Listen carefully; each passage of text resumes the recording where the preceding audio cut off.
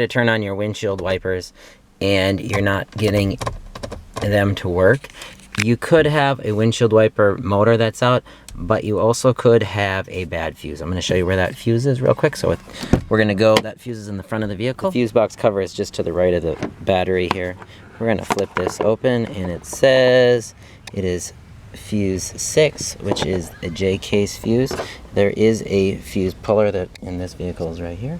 And we're just going to simply push this in and pull that out. So to test, we can give it a visual inspection to see if there's burn at the top of this, as well as we can stick our voltmeter in there to make sure there's continuity. If there isn't, we're going to replace this fuse.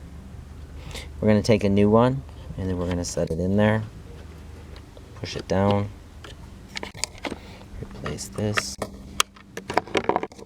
and go into the vehicle before replacing that cap.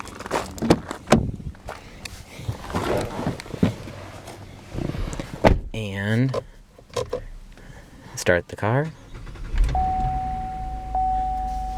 turn on the windshield wipers, and they're working. So if you have a bad fuse, it's the J fuse in location 6. Make sure you look in your fuse relay box under the hood.